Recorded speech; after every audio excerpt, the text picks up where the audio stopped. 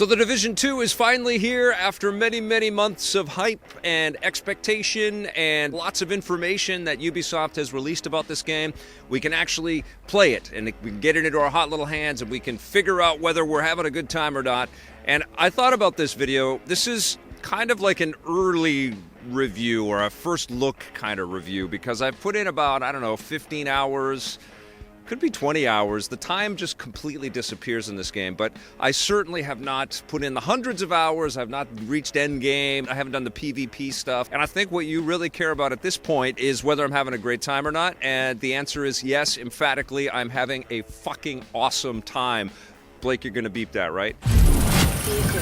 It is such an amazing game. It's a very, very addictive experience. The gun combat is familiar if you played the first Division. It's a little bit looser than you would find in a traditional third-person shooter. It's not quite even Anthem or Destiny caliber gunplay and gun combat, but that remove where you see your character and you're sort of customizing that character with different outfits and weapons all the way through also brings this kind of, different sensibility about the experience. I feel like I'm playing like this wicked little badass action figure that can come into any encounter and usually deal with it all right, especially if I've got some backup with me.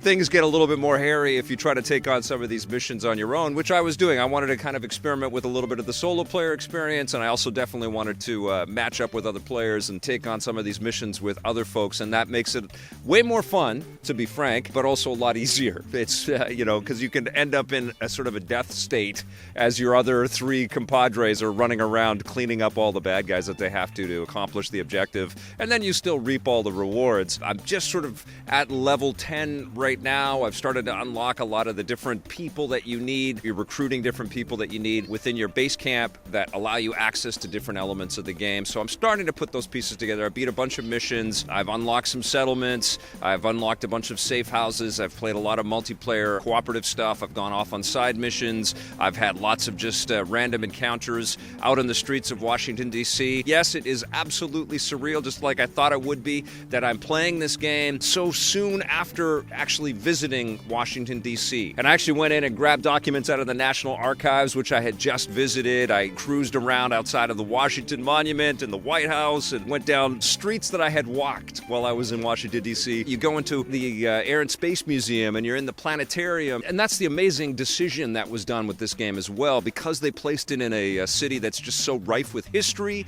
and museums and stuff. They can almost recreate other parts of the world within the world. You've got some subway stuff, you've got some destroyed beauty in the streets, you've got like a Vietnam museum, suddenly your backdrop is a Mars rover because you're in the Air and Space Museum. There's all kinds of amazing details in the rubble and the secret messages and the encounters that you kind of recreate. You just want to get all the collectibles, and you're also bringing to life all of these settlements, and you're seeing the individuals that you're meeting there are sort of like cheering you on. Love you, Division guy, love you. Welcome back.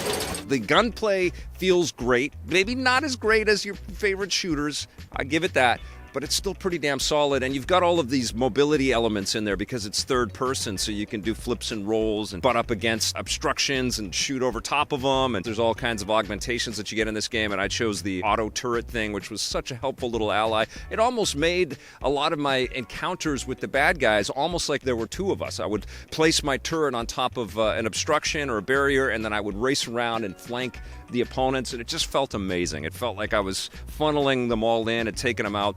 But the game that I kept thinking back to as I was playing this was SOCOM. Back in the day on the PlayStation 2, there was a PlayStation 3 SOCOM game as well. I used to love SOCOM, and this kind of feels a little bit like that. You don't have maybe all of the mobility and all of the freedom that they would have within the maps of a SOCOM, but you have quite a bit of stuff. You know what you can climb over and climb up on in this game. There are ropes and things like that you can clamber down, and ladders and things. There's actually a lot of underground area to explore in here, just like in the subways in New York in the first Division.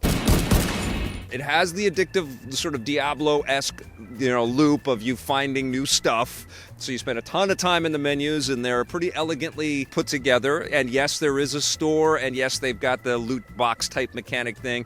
I didn't really feel compelled to go into there. I didn't really care. Like, I'm not really one of those players that gets obsessed about being completely unique and original. I just want my character to look cool. So I made my character look like Hugh Jackman in Logan, basically. He's Wolverine. He looks like Wolverine. He's got some aviator shades on there, and I gave him kind of blue-black hair, which looks like right out of the comic books. And I found some guns that I like. I found this kind of single-shot assault rifle that was very powerful, which I stuck with even though it was level 5 and I was level 10. It was like, oh, I'm not giving up this thing. I love this gun.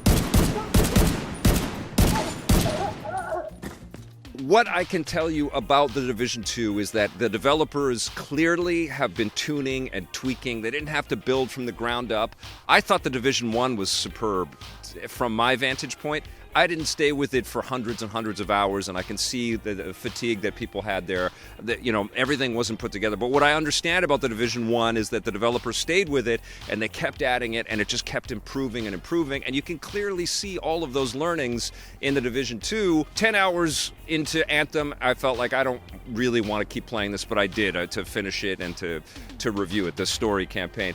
With The Division 2, I don't want to play anything else except this game. And in fact, I would say that Division 2 is my favorite gaming experience that I've played so far in 2019. It's got that compulsive, I want to explore every nook and cranny of this beautiful Washington, D.C. that they've crafted for us. I do wish, I said this to the developers a little bit too, is that I do wish that with all of these intricate systems that are in this game, that there was maybe another layer, another sort of meta layer of, I don't know, resource management, massive made world in conflict, which is one of the coolest, that's actually a great buried treasure, one of the coolest big real-time strategy games back in the day. It was so ambitious, and I just feel like this game is ripe for another layer of management, not just watching the NPCs build up everything, and maybe you could do a little bit more placement of stuff, almost like State of Decay a little bit. There is that opportunity because this engine is so wonderful and robust and so detailed. There almost is this open door opportunity for more mechanics to be applied. I don't know if The Division would ever do that. I think this is really a looter shooter, and it's about engagement, and the social element is also much more valuable here than I found in Anthem. And I hate to keep harping on Anthem because good work is in that game, but yeah, I clearly saw that because I was boots on the ground and walking through the rubble and all this amazing detail in The Division 2, I was exposed to it and appreciating it a lot more than in Anthem, where you're flying over everything and you're just like whipping through the thing and you get to there and you get to there, and you just consume that game so quickly. The Division 2, much more methodical. It takes a little bit of time. I won't forget it. This is an incredible game, people. I am fully on board for The Division 2. I am not done with it. I'm going to continue playing it. I will have some follow-up thoughts as I get deeper into this experience. But for now, the only kind of complaint that I could really levy at it is that it's not like a lot of sequels. It's not new. It's not like a fresh surprise. Here it is out of nowhere. This feels like an iteration and a distillation of incredible work that went into the first Division. And god damn, it's beautiful. Oh, amazing game. Loving The Division 2 so far. Right now, for my early review, 9.5 out of 10.